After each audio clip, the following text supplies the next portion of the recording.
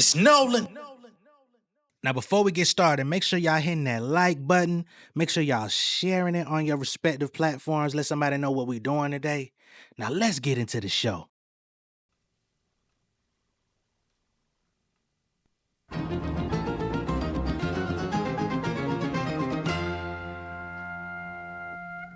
In the image of God, able to smite him, embracing my light. I can't leave this game without putting up a fight.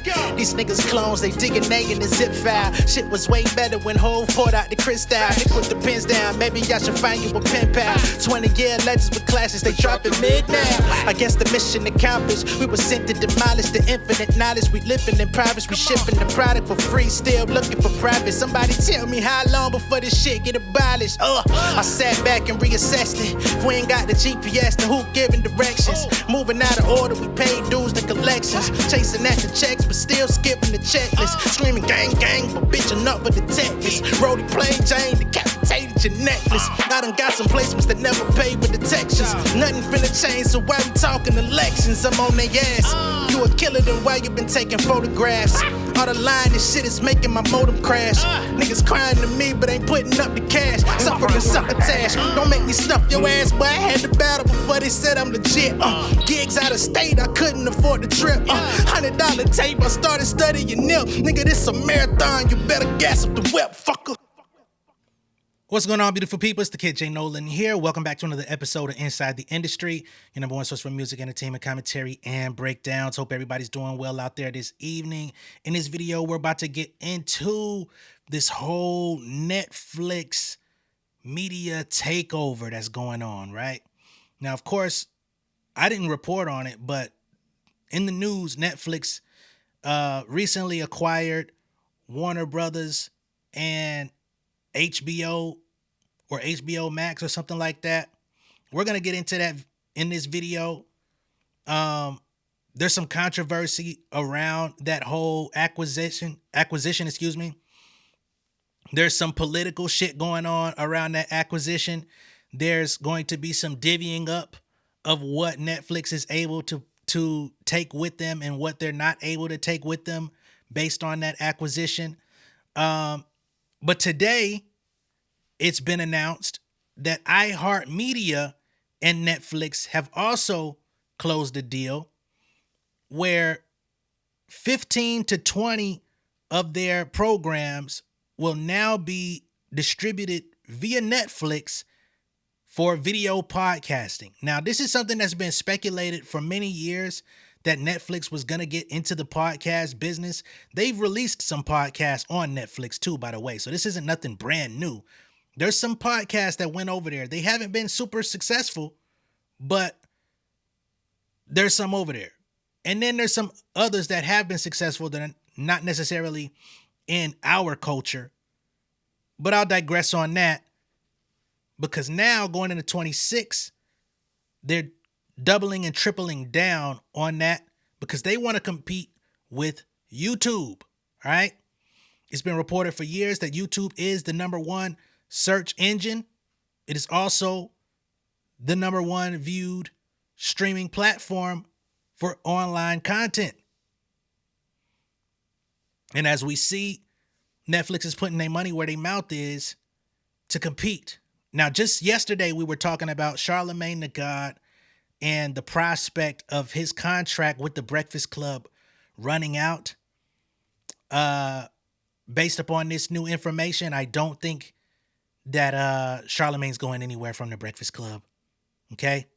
As a matter of fact, I think Charlamagne is part of the reason why this is happening, because you're not going to go to Netflix with this with the Breakfast Club and not have the main face of the show.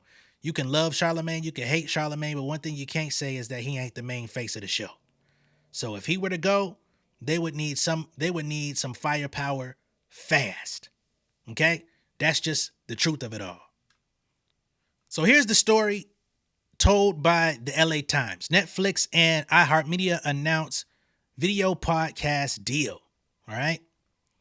So Netflix and iHeartMedia announced Tuesday they have an exclusive video partnership deal to bring more than 15 original podcasts, including The Breakfast Club, true crime podcast My Favorite Murder, and Chelsea Handler's Dear Chelsea to the subscription streaming service. I said screaming like like I ain't got no education. The multi-year deal, which launches in early 2026, includes new episodes from the podcast and some library episodes. The video podcast will first roll out on Netflix in the US and later to other markets. Netflix declined to disclose the financial terms of the deal, as in how much they spent. The announcement comes as Netflix is adding more video podcasts to its lineup to diversify the content on its streaming service and better compete with YouTube. Several of the iHeart podcasts involved in the deal, including My Favorite Murder, have posted videos of their podcasts on Google's video platform prior to the deal's announcement. With this partnership, we are incredibly excited to offer our members such unmatched variety and to deliver highly entertaining podcasts featuring some of the world's most dynamic personalities, said Lauren Smith, Netflix's Vice President of Content Licensing and Programming Strategy, in a statement. In October, Netflix announced next year it would stream 16 Spotify video podcasts. Okay, so that also took place in October. They cut a deal with Spotify for video podcasts. So that's about 15 from iHeart, 15 from Spotify, well, 16 from Spotify. So that's 30 new programs for Netflix at bare minimum, including sports audio programs like the Bill Simmons podcast and the Ringer Fantasy Football Show. Most of those were entities under Bill Simmons anyway, which is for the sports world. Video podcasts have become more popular among audio listeners. Roughly 70% of podcast listeners prefer their shows with video. Absolutely. According to a Cumulus Media study, some of the programs also have huge followings. For example, My Favorite Murder with host Karen Kilgariff and Georgia Hardstark has generated about 2 billion lifetime downloads, according to iHeart and Netflix in a press release. Other video podcasts coming to Netflix include comedy podcast This Is Important, mental health podcast The Psychology of Your 20s, and history podcast Behind the Bastards. iHeart will keep its audio-only rights and distribution as part of the deal, with its podcast continuing to be on iHeartRadio and everywhere podcasts are heard, the company said. iHeart did not immediately return a request for comment on the financial terms of the Netflix deal. Netflix has a leading video-first service, and this partnership perfectly complements our strong audio foundation, Bob Pittman, iHeartMedia CEO, said in a statement. Working with Netflix, an important leader in entertainment, gives fans one more way to connect with the personalities they love and opens the door to new audiences, including viewers discovering these shows for the first time. So I don't know all of these other podcasts. Perhaps y'all may tune into them. Perhaps they're aimed at other demographics. But basically what they're doing is trying to remove the video component of these podcasts from YouTube and making it so you have to watch them on Netflix, right? So starting 2026, the Breakfast Club as we know it will no longer be posting their long forms on YouTube. Now, I don't know if they're going to still post clips of their shows, you know, the viral or the more noteworthy parts of the shows to keep people tuned in on YouTube, or if they're just going to let their YouTube go to waste based on this new deal. I don't know the contract terms. I would think Netflix is going to want to have the primary share of video content since they're paying for it. But I don't know if I could let them niggas tank nearly 20 years, 15 years of what we've built on this platform on YouTube. Like, that would have to be in the billions for me to tank a show that people primarily consume on this particular platform. But of course, I'm not running the business. That's for them to do. But I'm not gonna lie, this situation reminds me of y'all remember about a decade ago when Spotify went all in, balls to the wall on podcasts, around the time they bought or had the exclusive rights to the Joe Budden podcast and Bill Simmons, The Ringer, and all these different people. and Joe Rogan was included in that situation as well, all whom have left for the most part, except for Bill Simmons, once their contract ran out. And Spotify has lost a lot of money in the podcast industry. They made money with the big wigs, but they lost a lot of money going in on podcasts. They focused more on podcasts than the actual music on their platform, and it kicked their ass. This kind of reminds me of the same situation with Netflix, because do these people really care about these podcasts to the point of watching them on Netflix? Typically, you go on Netflix to see films, shows, scripted television, things of that nature. Are you going to want to watch them on Netflix? I mean, it is a little bit of a convenience to be able to watch your favorite stuff natively on your TV. I know you got YouTube TV and stuff like that, but to have it all there, it could be a benefit, but it could also mess up some of the viewership. The people that don't know and the people that don't want to pay for Netflix and the people who are just against the Netflix model. Like, I think it could go a number of ways. Now, let's get into this whole situation with the Warner Brothers deal as far as Netflix, all right? So here we have an article that was posted yesterday. Netflix executives seek to calm fears over multi-billion-dollar Warner Bros. Deal. The co-chief executives of Netflix issued a letter Monday expressing confidence in their ability to close a proposed $72 million acquisition of Warner Bros. Discovery, while trying to allay fears the deal will hurt the entertainment industry. The joint note filed with the Securities and Exchange Commission by Greg Peters and Ted Sarandos maintained that combining the streaming behemoth with the historic movie and TV studios and its HBO Max service will offer consumers more choice and value, allow the creative community to reach even more audiences with our combined distribution, and fuel our long-term growth. The communication follows the December 8th hostile bid from Paramount, which has upped the ante to $78 billion or $30 a share. Okay? So they got a $72 million deal on the table, and Paramount comes in and says, we'll give you 78. All right? Paramount is also seeking to acquire Warner Bros. Discovery's cable assets, including CNN and Discovery Networks. Now, this is another big piece. Warner Bros. Discovery has a massive library of popular and classic films, along with durable TV series such as Friends, that would fortify Paramount's own streaming platform, Paramount Plus. So both of them, they're trying to win this over because they want the power play and get closer to an entertainment monopoly. Paramount is going directly to shareholders in order to also put pressure on WBD. Paramount executives have accused the company of not engaging meaningfully with multiple proposals it put forth over the course of 12 weeks. The Hollywood community, especially among Guild members, is not enthralled with the Netflix deal, fearing it will reduce the amount of movies and TV shows created and eliminate jobs. Netflix shares, which closed Monday at $93.77, have dropped 15% in the last month amid Wall Street's worries about the viability of the company's bid for Warner Bros. Discovery.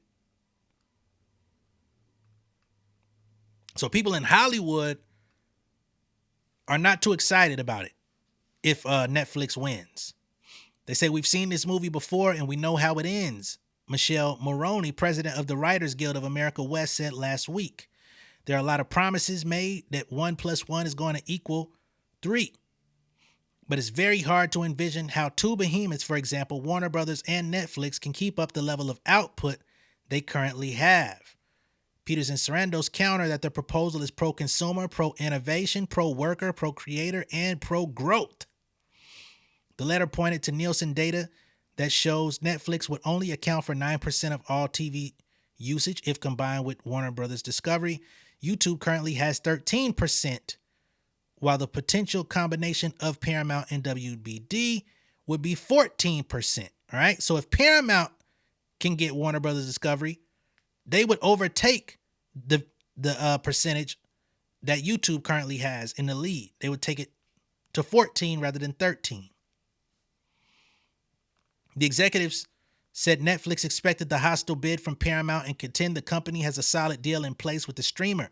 They also expressed confidence in getting government approval for a deal addressing the prevailing wisdom that the friendly relationship between this guy and Paramount chief executive David Ellison and his investor, Father Larry, will help grease the wheels for approval.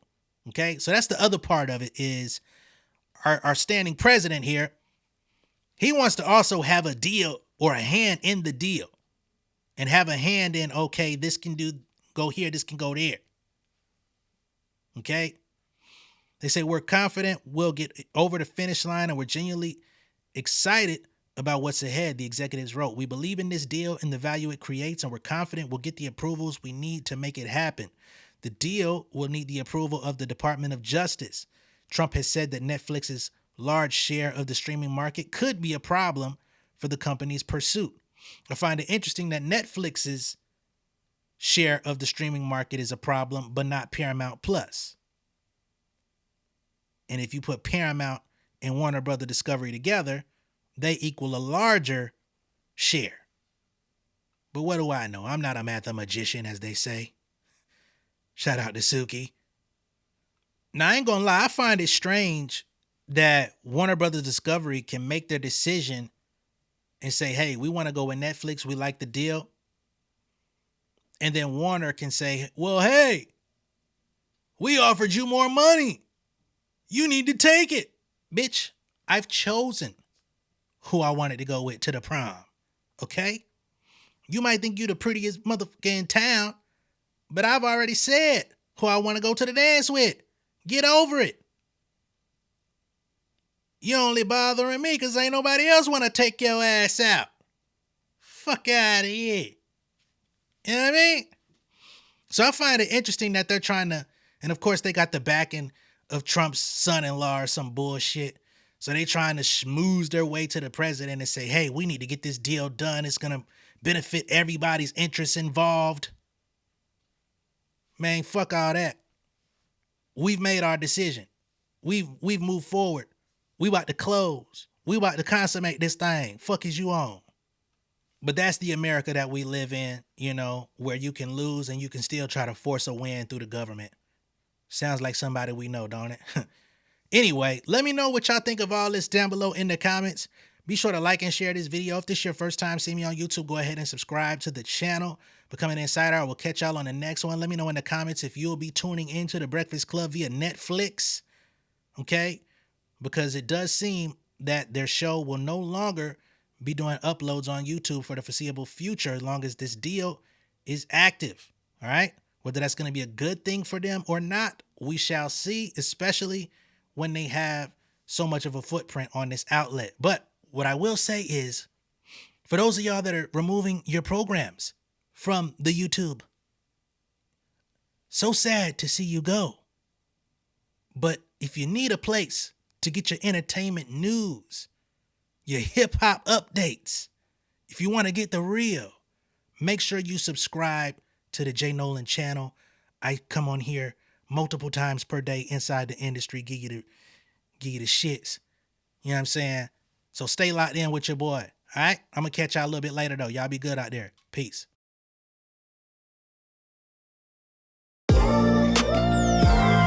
Yeah. Family over fame in this bitch, yeah. The glory of living righteous is setting in. My street knowledge and education's a perfect blend. Young mogul, independent, I've been setting trends. The first one from my family to be faithfully wed. Fuck niggas and the horses that they riding on. I see this shit from all angles like a polygon. I'll never politic and the drama be piling on. Father and great son acknowledged like I'm Bobby Bonds. Conversation with my lady about the paper route. 5-6 bank accounts every day I make it count. They down talking my commentary for hating now. Well, I can take it cause I'm bodying your favorite now, please. I could do this shit in my sleep. I been writing for these niggas, y'all read it and weep. I been fighting these niggas if you speak on the street. I'll turn your birthday party into New Year's Eve. Don't let me take it there. We ain't playing fair. This the ATL, Southside nigga moving furniture like Wayfair. Life on hold, no insurance for your healthcare. Lifeline gone, so you wanna be a millionaire? Well, let me tell you about this world I built. The women I dodged, the niggas that I read for filth. The sympathy calls, consulting for the stacks I built.